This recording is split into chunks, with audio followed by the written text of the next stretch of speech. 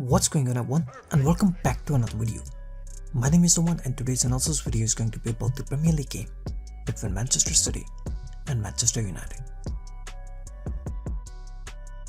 So Man City as usual lined up in the normal 4-3-3 formation, which often shifted to 2-3-5 with possession, with Kevin De Bruyne and David Silva joining the front line. And they also changed their formation to 4-4-2 without possession. While Manchester United on the other hand lined up in a 4-2-3-1 formation on paper.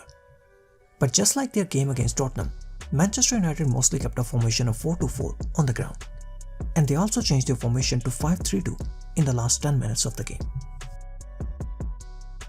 So we have seen it many times this season that Man City mostly have a formation of 2-3-5 offensively, and their two attacking midfielders, Kevin De Bruyne and David Silva, are their two key players when it comes to creating goal-scoring chances. So this is how the two teams were set up on the ground. Whenever the Man City wingers tried to pull the Manchester United fullbacks out of their positions to open the gaps in the half spaces for the ones of Kevin De Bruyne and David Silva, McTominay and Fred immediately dropped in the defense to cover the half spaces. Both McTominay and Fred kept a really tight marking on De Bruyne and David Silva, as De Bruyne and David Silva were the two main key players of Manchester City. Daniel James and Jesse Lingard also dropped in the midfield to cover the two Man City inverted fullbacks, while Rashford and Anthony Martial were staying up and they were trying to exploit the wide spaces on transitions. Since Man City's fullbacks move in the midfield with possession, so there are always spaces available on the wide areas to catch Manchester City on transitions. Manchester United are keeping a tight marking on De Bruyne and David Silva. Bernardo Silva is as usual trying to pull the fullback out of his position to open the space for De Bruyne. But Fred's tight marking is not allowing De Bruyne to make the run in the space. Once again, Bernardo Silva tries to pull the fullback out of his position and De Bruyne makes the run in the space. But Fred is there to follow De Bruyne's run. Normally De Bruyne receives the pass behind the fullback and he plays across inside the box from these positions. But Fred and McTominay both worked really hard to drop in the defense to close these spaces. McTominay is doing the same thing on the other side. Wan-Bissaka steps out and McTominay immediately drops in the defense to cover the space for the one of David Silva.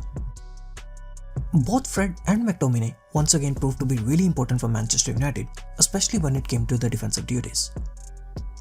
Gabriel Jesus drops deep and he pulls Harry Maguire out of his defensive line to open the space in the defense for the one of Kevin De Bruyne.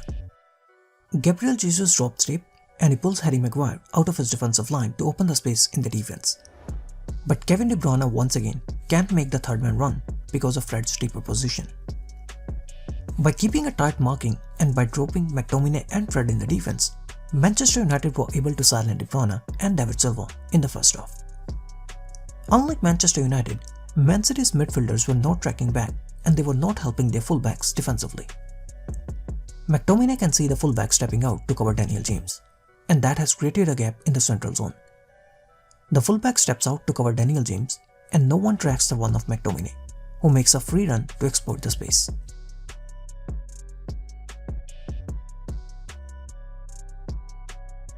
Manchester United were looking very strong both defensively and offensively, and they mostly took their chances on transitions by playing first-time passes in the wide areas.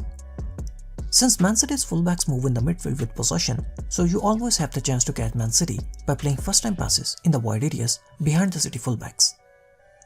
Man City's 2-3-5 offensive formation with the fullbacks moving in the midfield and playing as inverted fullbacks. The biggest issue of Manchester City in the first half was the position of their defensive line. In the first half, their defensive line was staying very low, and thus there was a big gap in between their midfield and the defensive line. Jesse Lingard often dropped in that gap on transitions and he tried to work as a link between Manchester United's defense and offense. Kyle Walker, who is playing as the inverted fullback, has moved in the midfield with possession. Man City lose possession and Jesse Lingard immediately drops in the space to work as the link to connect Manchester United's defense with their offense. Man City's midfield is taken out and Jesse Lingard receives the ball behind the midfield. And now he has two passing options against two Man City's centre-backs. 2v2 with passing options on both sides.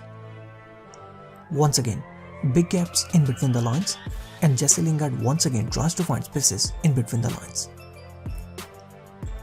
Jesse Lingard is again totally free in between the lines and there is a big gap in between the lines. Man City's defensive formation is not compact. Too easy for Manchester United to eliminate Man City's offensive and midfield lines. In the first half, Man City's defensive line was staying very low.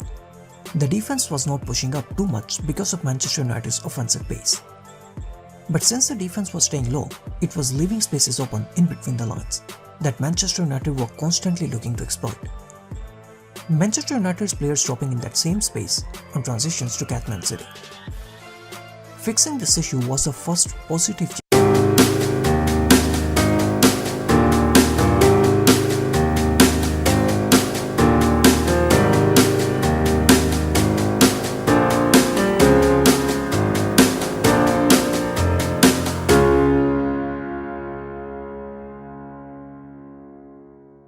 space and time on the ball in between the lines, but not getting any space or time on the ball.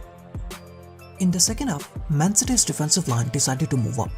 Playing with the high line eliminated the spaces in between the lines. Man City made the playing area very narrow, which made it a lot easier for them to press and squeeze Manchester United in their own half. Since Manchester United were able to cover the half spaces by using Fred and McTominay, so Kevin De Bruyne decided to change his position. Instead of attacking the half spaces, De Bruyne decided to move to the wide areas and he almost started playing like a winger. Kevin De Bruyne now moving to the wide area and delivering crosses from the wing position. De Bruyne has now moved to the wide area to get more of the ball and Bernardo Silva has now moved narrow.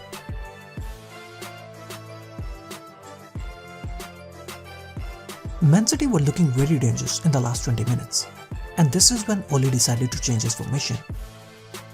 Manchester United shifting to a more defensive 5-4-1 formation in the last 10 minutes.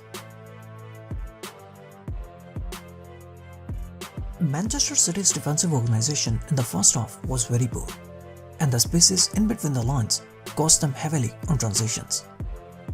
While Manchester United on the other hand were very solid defensively, and at the same time they were also very clinical offensively.